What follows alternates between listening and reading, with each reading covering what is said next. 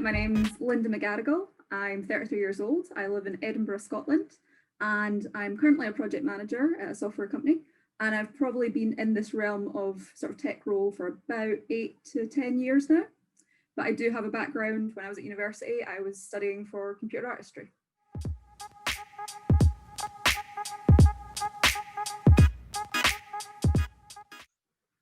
So really what kind of brought me into the sort of development software sphere, I suppose I kind of started off not by accident, but I kind of got myself into agency work, sort of account management, project management, that sort of style. I found the projects that we were doing, while challenging and really fulfilling, they were very quick turnaround, so you didn't really get to see the major input to the customer side of things. So coming into sort of like a software-based company, you get to see lots of different products, go out to lots of different customers and hear a lot more feedback of what's coming back. And it gives you really an opportunity to sort of, or at least certainly it gives me an opportunity to utilize my skills in the best way possible to help the company and the customers.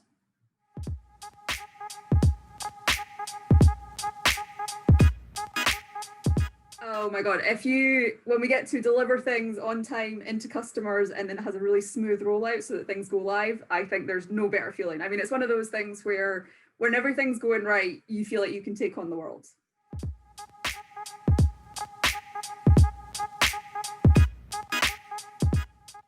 Yeah, well, it's interesting. My friends and I always make a joke that I go in at a roll and the next thing you know, I've jumped like three tiers because I just keep taking on these little things, or I'll speak to like the best bit of advice I can ever give is just start speaking to people, even if it's not the people who you're working with on a day-to-day basis, because that's how I've really gotten into like getting this other project or getting these other bits of work that needs just like a little bit of help with, and then you're remembered for the next time. And I think I was just, again, sitting around thinking about what I was doing in that particular week. And I was like, oh, even just from what I was doing 5 years ago to what I'm doing now, the level of responsibility you're given and also the trust that sort of your managers or superiors give you, that they know they can give you this and you will see it through, get it done and deliver. I think that's something that really comes with it, like going up higher in the levels.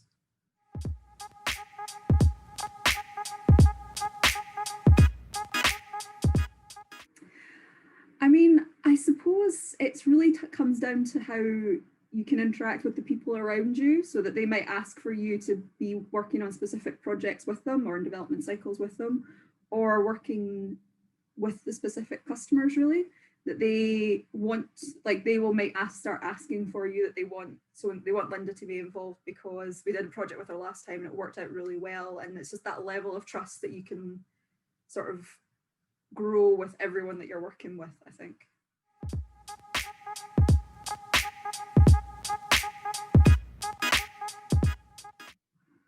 So, I mean, I would say that certainly I have experienced biases in my career, definitely more earlier on in my career, because I do think that as I've grown and sort of become more comfortable in my abilities and what I do, I can sort of stamp that out before it gets in any sort of traction to start. But it is really hard when you're starting out either at a new company with new sets of people or just in the industry itself.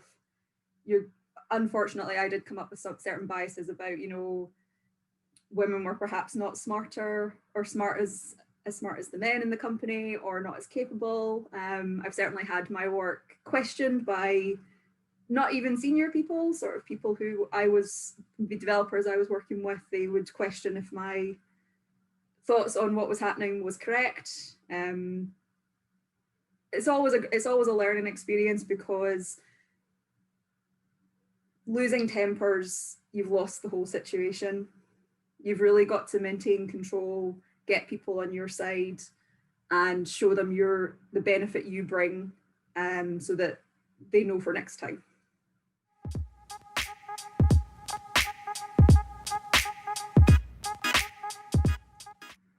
So certainly I think I've been quite lucky in terms of sort of race, religion and probably sexuality. I've never really came up to any sort of boundaries with that.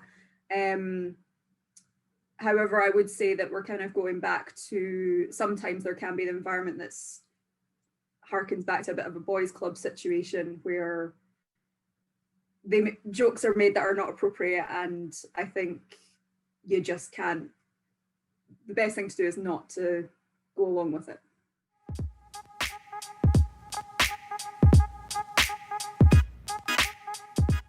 So when I say not go along with it, what I really mean is if jokes are made and you're in the room and you don't find it funny, don't laugh. If things are said that you don't agree with, don't feel like you should have to agree with them. But then I also think that that's equally important. If someone was making a joke that was clearly making someone else uncomfortable in the room, I would feel comfortable speaking up to say, this isn't appropriate, this isn't funny. Again, it's not something that you have to make a big production out of, because generally speaking, if you can say these things to people who would be inclined to make these sorts of comments, they generally back down quite quickly.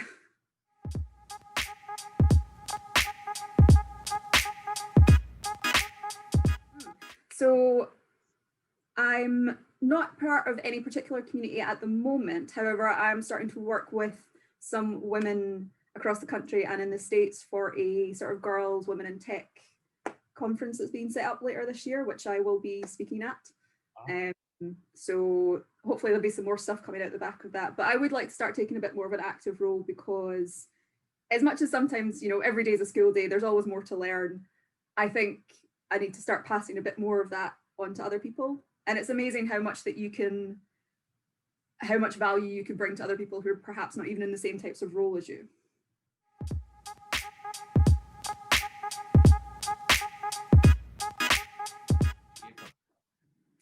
Certainly, I would say seek out your support network. So that doesn't necessarily need to be other project managers, although that can help, because then you can start bouncing off ideas of what's going on in your own work streams.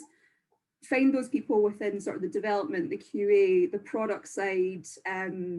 If it's software that's going to be installed, great people to get to know are sort of the planned work installation people, because they come up with a lot of issues. And if you get to learn and communicate with all these different types of people, then you start being able to foresee different problems perhaps before they arise, or before they're as big as they could be. And I would say that's my biggest thing that I've learned, certainly over the last 6 years that I've been in Edinburgh, is that I'm not too big to speak to anybody. I will go to anyone for advice, and I will happily pick anyone's brain if I think they've got if there's possibly a better way to do it, or something that they've learned from what they've been doing.